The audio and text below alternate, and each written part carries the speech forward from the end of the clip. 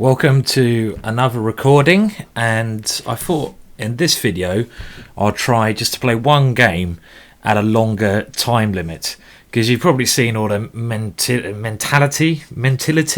mentalness, not sure what the right word is, but craziness that's been going on when I've been playing 3-minute chess. It's obviously quite hard to commentate, play a good game, etc.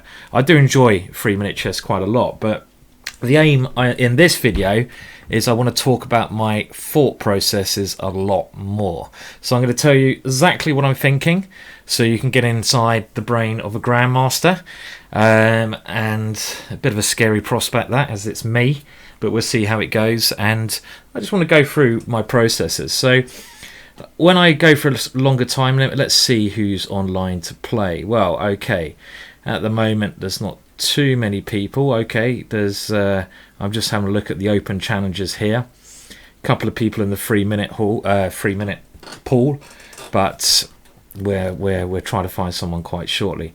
Okay, well, there's a guy here, only 1873, but let's give that a go, shall we? And let me just get the board so you can see what's happening. So this is 7 minutes. Oh, he doesn't want to play. Ah, bloody typical, eh? There you go. So you try to play a game. You'd have thought most people would maybe want to play against someone higher rated, but not this chap. So I have to go through the whole process of trying to create another game against someone. So let's see if we can get that going, rocking and rolling. What openings should I play? Well, I'll probably stick to the openings I normally play in this time limit. I think. Why not? Might as well keep it the way, you know. So these are the openings I've done for GingerGM. Check out the website, GingerGM.com, and on that website, GingerGM.com. God, that's a bit cheesy, isn't it? I had done some videos, and actually I'm quite sensible in those videos, telling you how to play these openings in a good way. So we'll just wait and see if we can get anyone else to play against us. Maybe it's going to be one of those days where no one wants to play a game, eh? Right, so how do I get back to challenging? Let's have a look. Okay, well, we'll go for 10 minutes. See if we can get anyone playing 10 minutes. We'll go for 5 minutes plus 5 seconds a move. And we'll go for, what should we go for? 15 minutes? That seems like an eternity, doesn't it? So, and I'll go for 5 minutes, just just so we get a game. Otherwise, I'll be sitting here talking to myself, and that's nearly as bad as sitting around playing with yourself, isn't it? Oh, sorry, excuse me.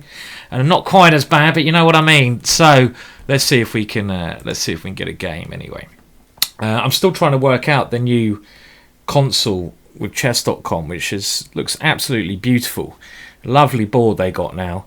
But like anything new, like an old dog like me, you're trying to basically teach an old dog new tricks. Okay, well, let's play maybe Computer Impossible. Here we go. Okay, so I'm going to try against Computer Impossible and see how we get on. So let's stick with a Dutch. Now again, I've done a okay, this D3 line is quite tricky because they want to go E4.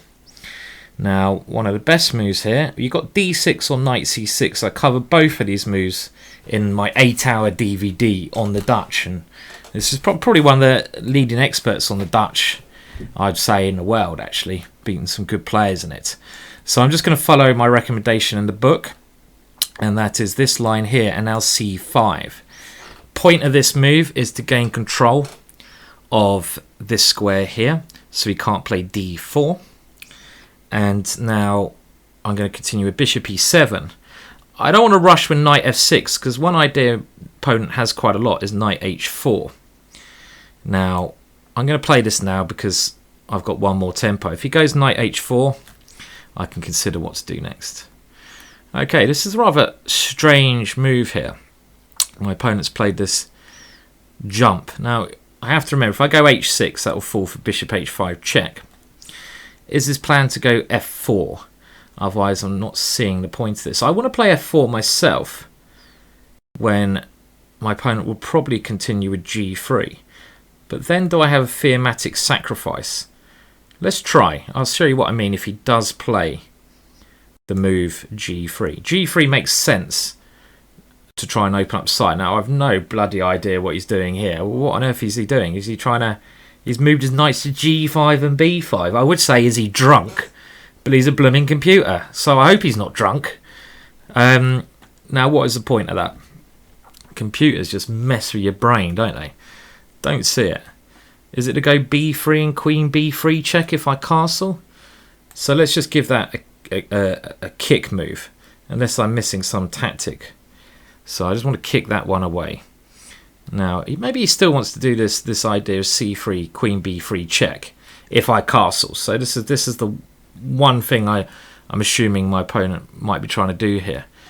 And I'd love to kick this knight away. It's a bit of a pain. So how do I do that? Again, if I can get castled here and go h6 and g5, I'm going to start some initiative over on the king side. So again, h6 straight away falls to this check. So I should calculate castles. And the typical idea here, as my pawns are all on dark squares, you have to watch the other squares. In this position, the light squares. That's why I have to keep an eye out for this queen check. So castles, c3. This queen check's awfully annoying, in actual fact. So I can go queen e8, check, king h8, knight e6. But then I don't like it so much. So how else do I bunch this knight? I mean, I could play a ridiculous move like knight here, but it doesn't look correct. Just to attack this with my bishop.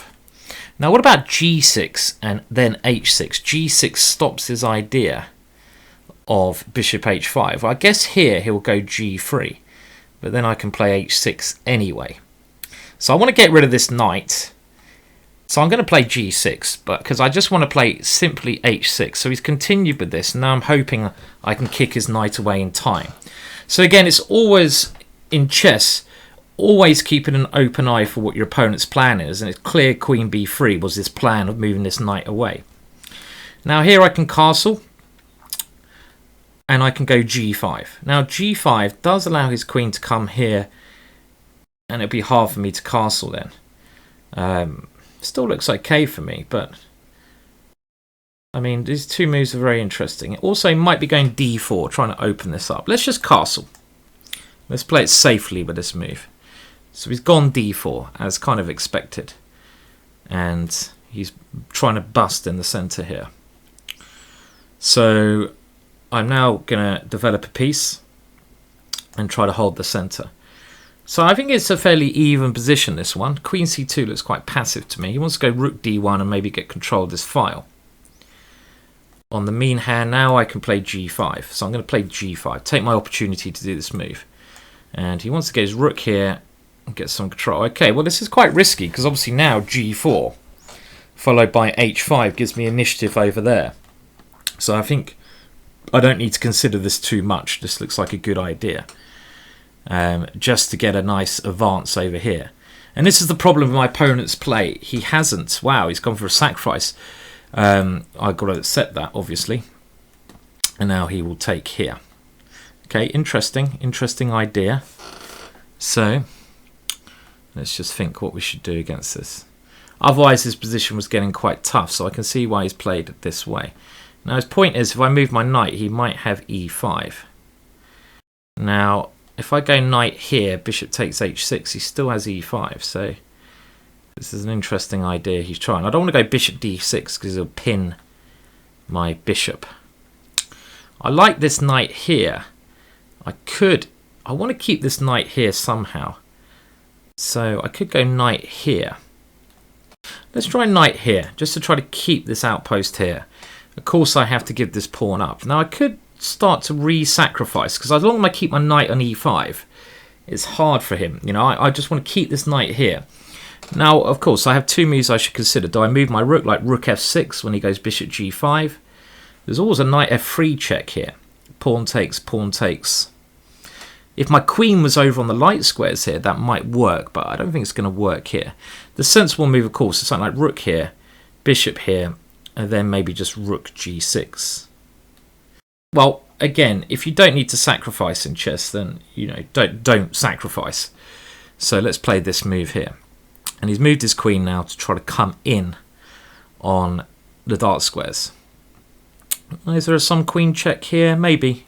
As long as I keep my knight here, I'm not too scared yet. Well, I think now it's time to transfer this piece over to try to get it over here somewhere. Because at the moment it's not doing much. And now I don't want to allow his queen in, so I want to put my rook here to stop any infiltration. Okay. Now, again, my knight, look at this powerful knight here. This is an excellent piece. I think I'll take this bishop off and we can consider what to do now. So, okay, so my knight here is good. Now, obviously, finishing development is very sensible with moving my knight so my bishop can move. I could go here. You might want to go knight c4 and that would be quite annoying. So what about if I just go knight b6, bishop e6 first? Also, I could just try queen e7 taking here. Queen e7, queen check on d5. Am I worried about that? Just king up. Again, you shouldn't have any fear. I mean, if I can take this pawn here, then I can gain a pawn. And of course, he comes in as we expected. So queen takes g5 looks natural here. Again, always watch out for all checks. So check here. I move my king. Should be okay. Let's go for it. There are some threats now. Knight takes knight to f3 check. So I got the extra piece. He has got 2 pawns for it. And here, if I go with my knight, his rook comes in. Which is quite annoying, actually. Quite annoying to get rid of that. Let's see if I can. So if I go here, rook check, king f7. My knight is a fan. I think I have to play this way. I have to play this way. Because my knight keeps on this very strong square. Now, of course, I want to eliminate some bits here. So should I go b5, bishop b7? He has a rook here check. Or do I go rook g8? First of all. Again, my knight, a very good piece. I could even consider trying to kick this away with knight c6, but then he has a check, so I don't want to allow this. Check on f3 doesn't do anything, he simply moves his king. So my only problem is if I get my bishop out, I should be winning here. So I just need to coordinate these pieces. He's got rook d5 coming, this kind of thing. Knight c6 looks quite natural, but then his rook comes over here. So, or he's got this check, as I've said before, so I don't want to allow this. Okay, well, b5 might be okay. It could be a bit weakening as well. I don't know. Somehow I don't entirely trust this. Maybe a4 is the typical move.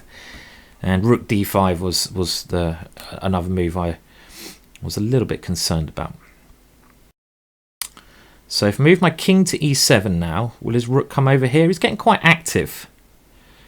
He's getting quite active. And then, that's quite annoying, that one.